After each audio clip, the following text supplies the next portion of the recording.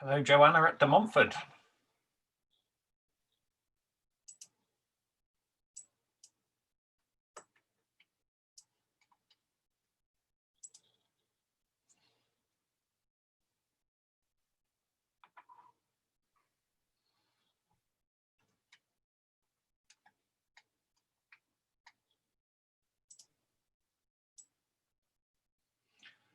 Okay, it is now 1 o'clock, and as I'm not sure whether people would have squeezed in a sandwich before or after this session. I think we'll try and keep to time.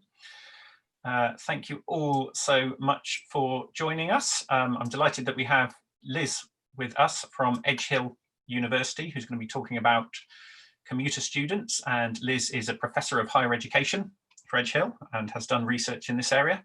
She's going to talk a little bit about commuter students, and in particular, I mean, the research has been done before COVID, but we have obviously commuter students are likely to be hardest hit. So Liz, if you would like to share your screen, and over to you. And please feel free during the session to put any questions in the questions panel. And at the end, I'll collect those and put them across to Liz. Perfect. Thank you very much. Can everybody see? Is that looking good to you? Yeah. Well, thank you very much for inviting me and coming along to this session over lunch.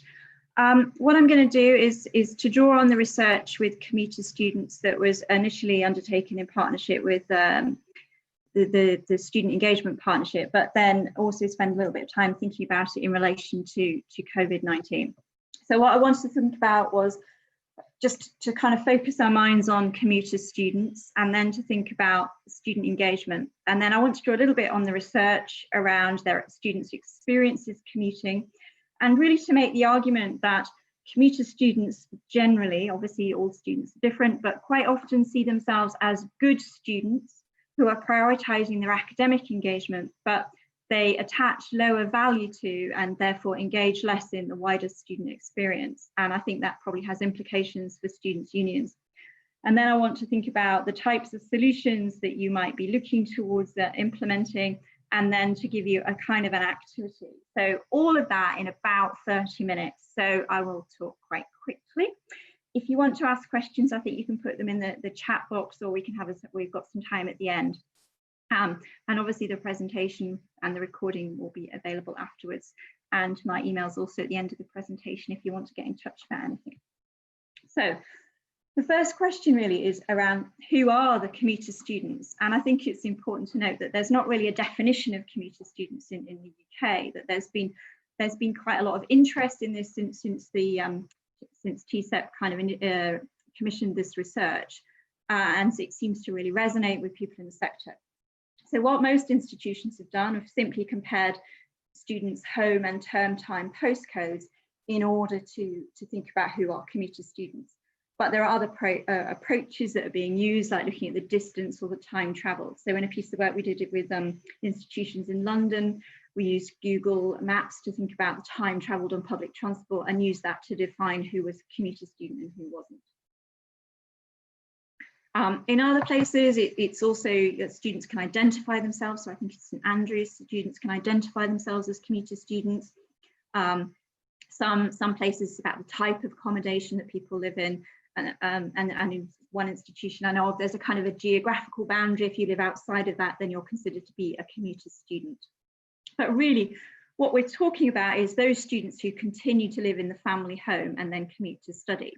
So that might be young people continuing to live with their parents, or it might be mature students living on their own, or with their partners or their children, and those sorts of things. And of course, the point at the moment is that there are most people have now effectively become students who live at home. The challenge is about knowing how many commuter students there are. The data suggests that there are approximately 25% of students in England that remain in the family home, and that this could increase up to 50%. And the reasons why it might increase are things to do with finance and widening sort of access to higher education.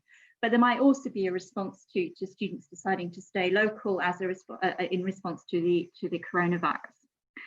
But it's really interesting how much it varies between institutions, and I would ask you to think about whether you know how many commuter students there are in your own university or college. So we work with a number of institutions as part of the research study, and quite often they didn't have a real sense of how many students were commuters. They tended to know they had a lot or a few, but they didn't know the numbers. So for example, Sunderland and Birmingham City have about 70% of students who commute, which is a really huge number. And at Newman University, 93% of students are classed as commuters. Whereas if you look at somewhere like Cambridge, then about 90% of students actually live on purpose-built accommodation on campus and with other students.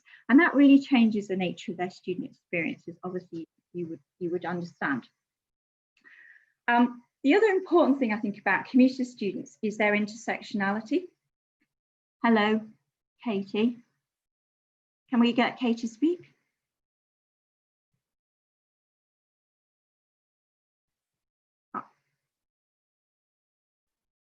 I'm going to carry on. If someone could deal with Katie. Is there a question in the chat? Oh, I can't access the chat at the moment. Here we are. I'll get that question for you. Thank you very much. If it's about being heard, I can put on another set of headsets, that's all. No, it was just an introduction, so carry on. Perfect. Commuter students are often in other kind of groups which would perhaps be seen as widening participation target groups. So they're 3 times more likely to be from lower socioeconomic groups. They're 2.6 times as likely to have gone to a state school. They're also more likely to be from ethnic minorities, 6 times more likely to be from a Bangladeshi and Pakistani background. They're more likely to be first generation, more likely to be mature, and also more likely to live in a large city. Although sometimes the challenges of commuting in a rural area are even greater. So when we did the research, we worked with a rural institution, and things like there was 1 or 2 buses a day, which meant the whole kind of challenge of commuting was different. And things like internet connectivity was also poorer in those rural areas. And I think one of the reasons that looking at commuting students has become sort of interesting is because the outcomes of students who commute tend to be lower. So students who travel have lower rates of academic belonging. And that seems to be correlated with not having a quiet place to study at home. And that connects to their engagement and belonging. And that's a real challenge in the current situation about having a space in which to study and having access to kind of the online learning which we're currently asking students to get involved in. Students who live at home also have lower rates of continuation. They're less likely to get a good degree, so a 2-1 or a first. There's a correlation between living further away from campus and academic failure. They're also less likely to get a graduate job. And students who live further away perceive lower value for money and are less likely to make the same choices again. So there's kind of good reasons to look at commuter students. And then what I wanted to do was to connect it, to the current situation. So clearly following the close down of campuses, everyone's been a kind of an off-campus student. But I think it's still worth thinking that commuter students are still likely to be more disadvantaged. So they're often experiencing financial hardship, and that might make it more difficult to have access to the kind of the hardware and the software that they need. They've often been reliant on access to the internet at the university or sort of places where they've been going to study, rather than necessarily having good space at home in which to study. And so that idea about having a lack of quiet study space. And then, of course, that all connects into this idea of the digital divide, about having the hardware and the software, and also the internet connectivity. And the more people there are in a kind of a smaller space, sharing the workspace, the harder that becomes. They're also more likely to have caring responsibilities, often because they might be mature students. Everyone's been affected by health issues and bereavement. And also ethnic minorities and Black students are particularly likely to have been affected directly by COVID-19, as we've seen all that kind of evidence about higher rates of infection and death coming out of COVID-19. And Gurnam Singh talks about the kind of the additional challenges relating to unconscious bias and racial harassment, which were affecting ethnic minority students. Partly, for example, Chinese students are being blamed for some of the implications.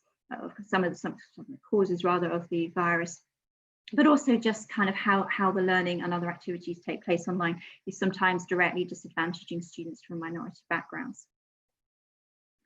So I said I'd rush through it.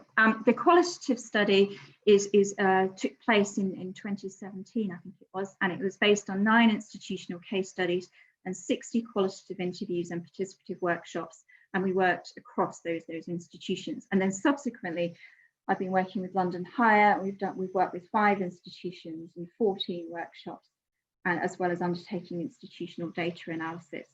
So it's quite a qualitative piece of work that we've primarily been looking at. So what I want to do is just share a little bit about what we found. But the first thing is that this was about student engagement, and the whole idea about commuter student engagement came from the work that the Student Engagement Partnership have been doing around student engagement, and finding that there are issues around engaging students in FE colleges, around part-time students and postgraduate students, and that was seen as those students were living off campus. So just to kind of be thinking about what student engagement is, it's a really kind of poorly defined term, both in the literature and within institutions. So even when we were doing the research and we asked people what student engagement meant to them, it wasn't that there was a shared definition in each institution. It was largely a kind of an idea that everyone believed in, but didn't really clarify particularly well. So you can see on the screen, there's a definition from Hamish Coates, which is about students playing a more active and collaborative part in their whole learning experience.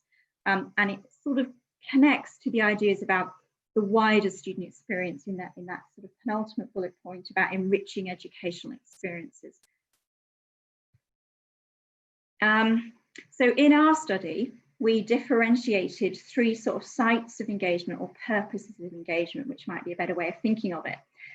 So we talked about engagement in students' own learning, and then we talked about enhancement, so engagement in the co-curricular and enrichment activities, and we would put in that area issues like representation and being involved in sort of co-production through curriculum design and leadership roles. And any of those kind of wider activities that students might get involved in, which contribute to their personal and professional development. And then the third area we talked about was the engagement in the formal and the informal sports, social and leisure activities with higher education peers. So they were the kind of things that we were looking at. But I just want to kind of tell you a little bit about what students told us about commuting, and then to talk more about the kind of this wider student experience engagement issue. So not surprisingly, students told us that traveling is tiring, expensive and stressful. Perhaps more surprisingly, they didn't always realise it would be those things. They complained a lot about the cost of food on campus and the type of food on campus. There were issues about security and safety, whether that was going to the tube station or going to the bus station or going from the train station to their home late at night.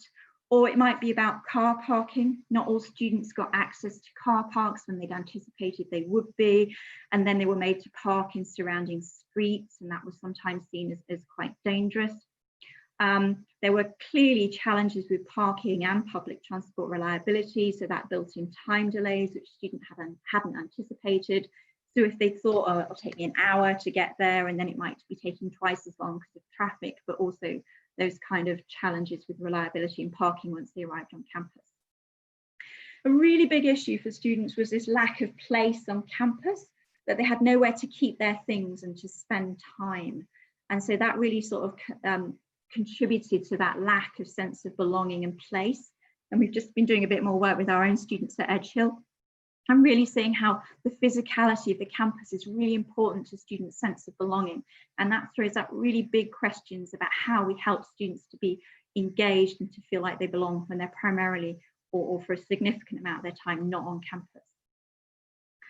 What's also noticeable, and I was trying to look on some of the other websites this morning, about that lack of acknowledgement or recognition by universities and colleges about commuter students.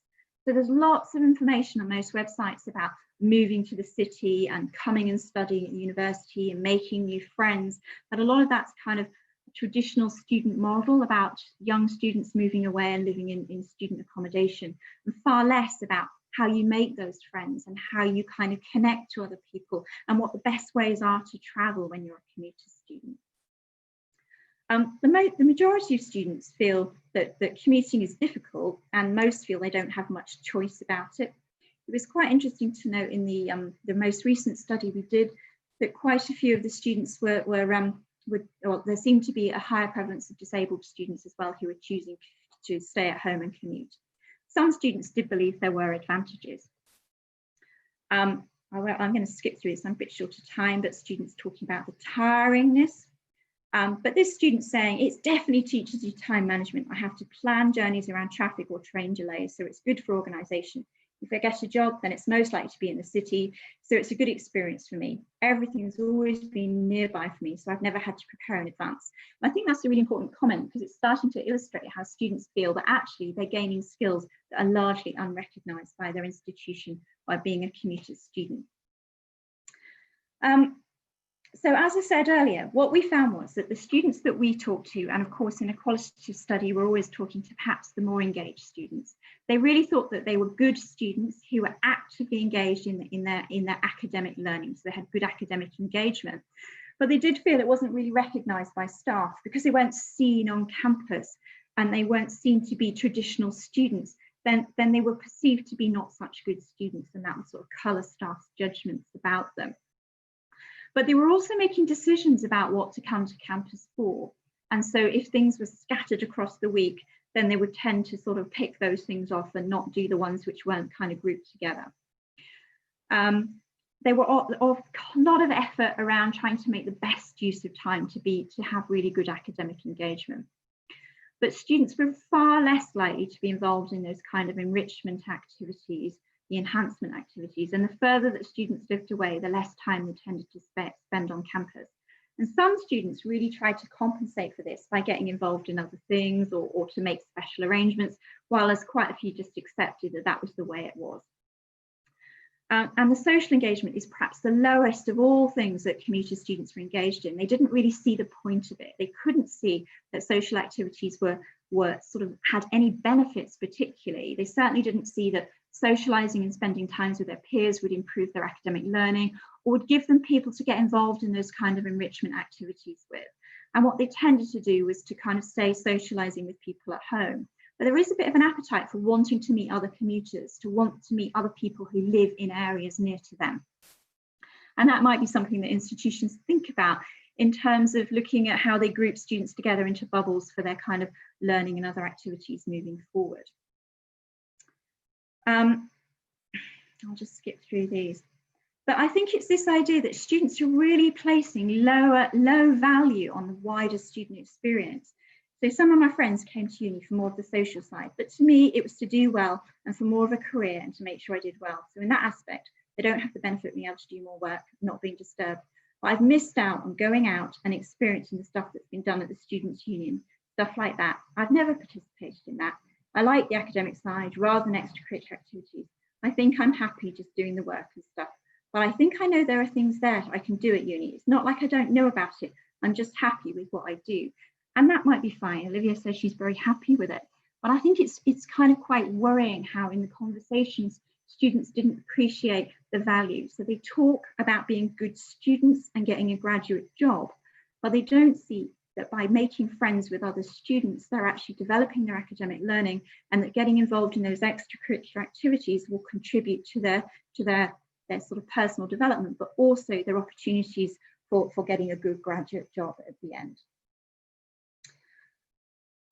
So what I want to sort of argue is that there are 4 ways that we can think about improving the wider engagement and outcomes of commuter students.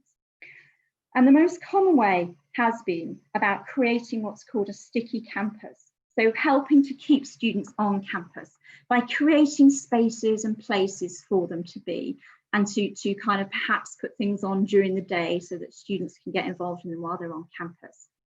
And that's great, but that's still perhaps not addressing some of the issues.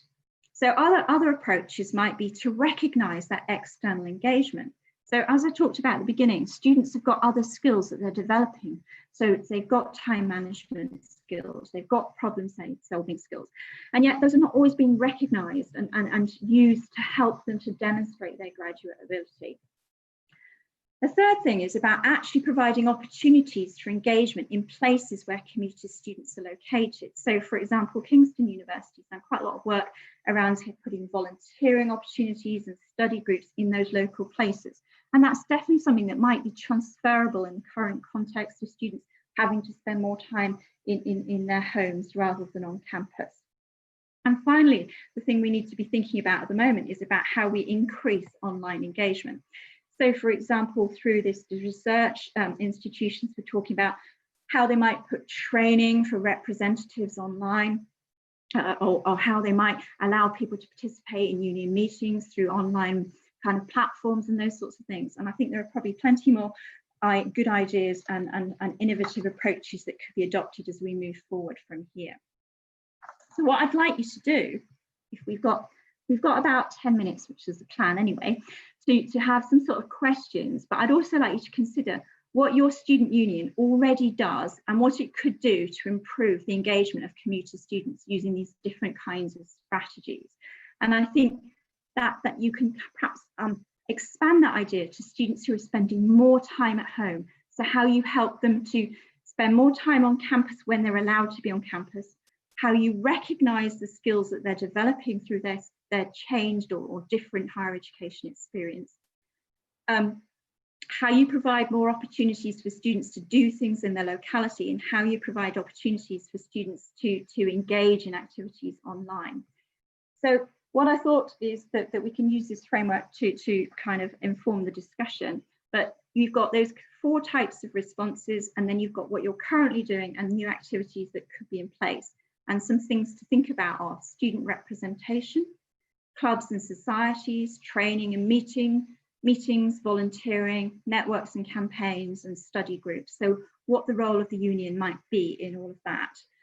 Can I pause that now and ask if there are questions, or if you'd like to kind of put some kind of suggestions into the chat box? Feel free to either raise your hand, type in the chat box, or type in the question box.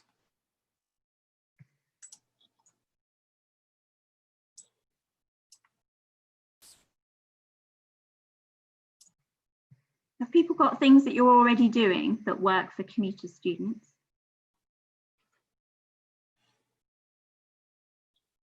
Put your hand up if you'd like to speak, or just type in the chat box.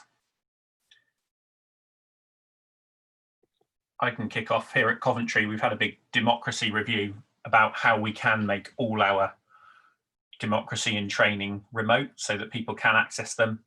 I mean, both for COVID reasons and to support external students who might not come to campus. And we put quite a lot of work into that, and that's all ready to go for September. What will that look like?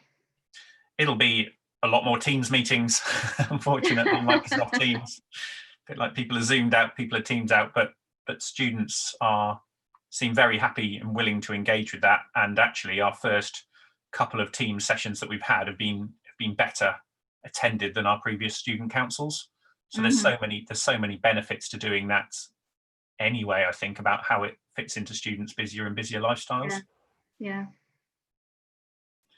I think another thing I was thinking about that another big problem we have in the student union movement is that I know here at Coventry, an awful lot of our students, when they pick a university, they'll want to stay at, they will want to go somewhere else, but stay at home. So we have a lot of students in Coventry who go to university in Birmingham and Leicester, and vice versa. There seems to be a real triangle of students between those areas. You know, should we be doing things for Birmingham City University students who live in Coventry, and should Birmingham City University be doing things for Coventry students?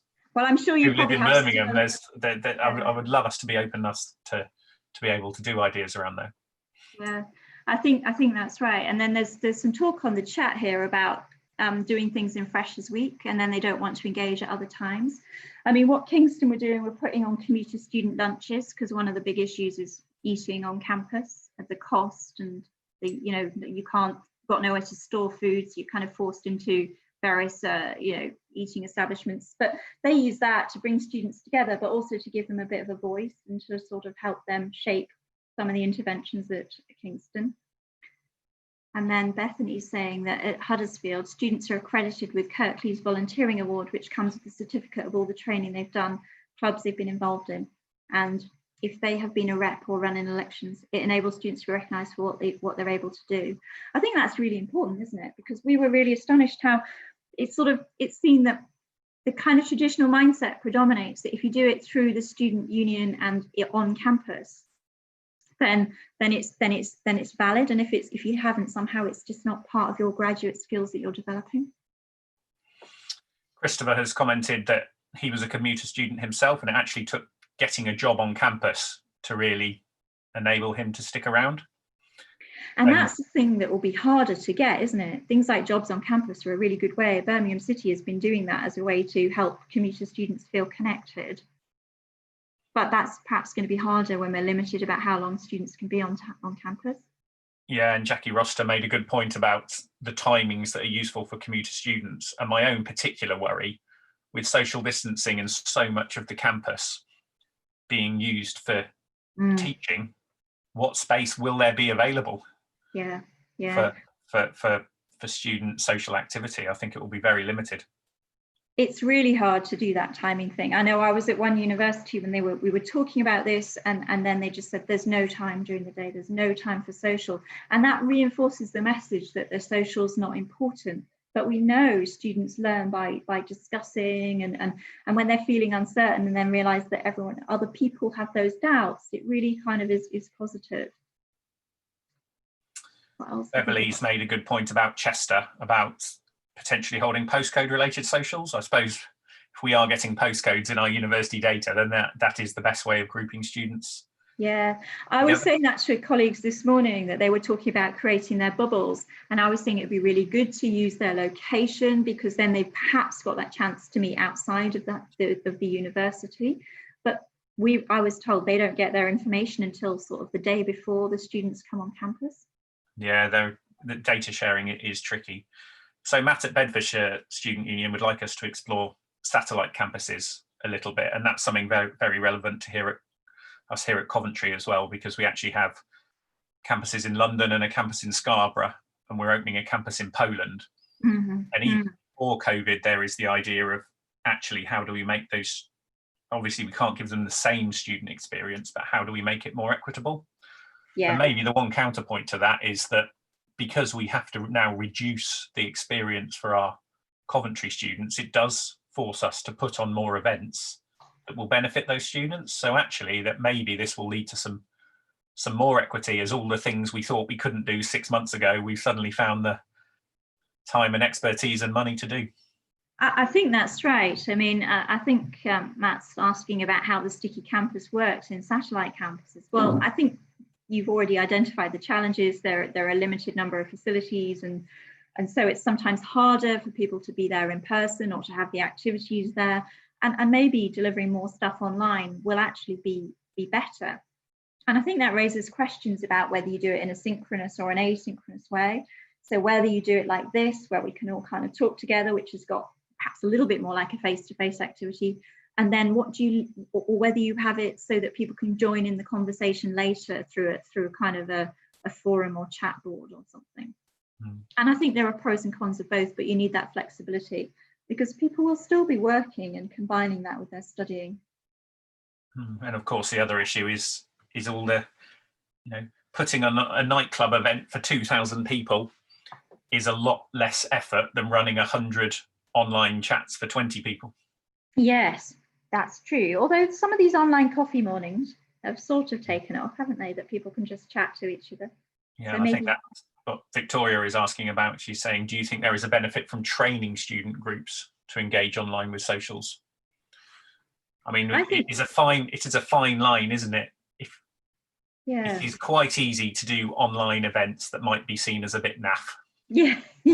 I did go to an online cocktail party. I'm not sure if I'd do it again. But I think you're right. I think that maybe it's partly about stressing the importance or helping students to really understand the importance of the social. But it's not just a kind of a nice to have thing, but it's really integral. And then once you are on campus, and hopefully we'll get back a little bit more to time on campus, that we can actually we actually got people to go with. I mean, some of the commuter students were saying that if you don't have friends, then when you do want to do things, there's no one to go with. So then you decide not to, because you don't want to sort of go on your own and look sort of like you've got no friends. And so you just choose not to go. So perhaps we could help students to understand the value of the social networking at this point. And I think there's probably something quite profound in how we talk to our members as well, because, you know, as Olivia said, she knew what was going on in the Students' Union. She just didn't really feel it was that relevant, and maybe that's okay. I think in student unions we can be far too focused on get involved, join a club, join a society, you know, whereas we know there are lots of students who that's not practical. So I think it's very much about changing the offer to those students and not being it all about involvement, because I think that can be off-putting to a large group of students. Yeah. But I think it is, you know, to recognise the other things that people do and how that contributes to their learning and helps it and contributes to their kind of graduate attributes. And as I say, there tends to be this sort of, if it hasn't happened on campus, it hasn't really happened. Has anyone done any really good online activities for students when lockdown came along that they'll be carrying on for the Freshers and Welcome Week period? I'll be interested to see any of those in the chat. Our best activity, and we've tried several, not all of them have worked very well, but we got our student mentors to do a loo roll challenge about providing kind of it was about transition from first year to second year, and they had a lot of fun making it. And then we've got quite a nice video that the first years have seen, so that's worked well. I can share that. It's quite a fun video that they put together. But some of our other activities were really hard to get engagement in, but in one of our partner institutions in another piece of work, they embedded it much more into the curriculum, so the activities were much more required, whereas ours were kind of enhancement activities. So yeah, it'd be good to see if anyone else has got better examples. I think the one thing that carried on working was probably our quiz, but then that was for, I think that there's a big difference between lockdown, how it happened in March, and the new term, in that lockdown in March, students already had those social groups. They did. Whereas obviously in September, we're going to have a lot of new students coming who won't have, in particular commuter students, who won't have any way of forming those social networks on campus. So this is going to require an awful lot of thought. It does, but I think it probably also helps us to be more explicit about it, because I think some of our students felt they already had their connections and networks, and that's great. And so they didn't need to engage with the online environment. I think this may actually lead to a fundamental, I mean, Emily has asked, sorry, it was before Emily, it was Kat asked, how do we help, for instance, those with caring responsibilities and children see the value of an SU? Well, we probably need to change our offer. We need to be less about putting groups of students physically together in an activity, and we've got to be a bit more, how can we save students money, for instance? That's something that probably every student would be interested in. You know, I think that there's other bits and pieces that we can do. And I think rather than ask in our communications. Absolutely, and I'm sure that social media plays a part about thinking about how mature students want to communicate with each other and how they want to connect, perhaps to sort of supporting each other with childcare versus study, and sort of being able to talk, I mean, through sort of groups online. But again, the asynchronous then becomes really useful, that people can kind of study at different times or post questions at different times, rather than all be kind of connecting together into perhaps a face-to-face group on campus. But in terms of seeing the value, I think it's really stressing that those kind of friends who are students have got kind of similar experiences that they can share with you. I think Beverly's good point about the officers each taking a different day. Another potential plus point for September, it lets us put the officers front and centre more of the offer that we're doing. We're trying to change the sort of, instead of a channel being about, say, sport, the channel will be the face of it will be about the sports officer. So making it much more personal, much more about a person, and much more bringing the officers to the fore. I think there's nice issues from Anglia Ruskin about weekly quizzes and also weekly rep meetings that saw more engagement than normal. And the kindness hour, I really like the sound of that. And digital volunteering. I think a lot of student unions have found some really good innovative ways of sharing opportunities that people can do from their computer. Well, we've noticed that some of our students on professional courses have missed out on their placements. So things like doing online volunteering is really kind of a nice way to help them feel a bit more confident about the skills that they haven't got because of their not being able to go on professional placement. So that's the half an hour. A massive thank you for Liz for sharing the research with us and giving us a really good framework that I think we can all take off and fill in with our teams to really help us plan for better engagement in September. A massive thank you for everyone who's joined us as well. If you know anyone who would, or you want to come back and see Liz's framework, this session has been recorded and will be up on the studentsunion.co.uk website. If you want to contact Liz, her details are up on the screen now, and I'm sure she'd be very happy either on social media or on email to carry on the conversation. Absolutely. Thank you all for joining us, and enjoy your lunch, and a massive thank you to Liz. Yeah, thank you very much. Bye-bye.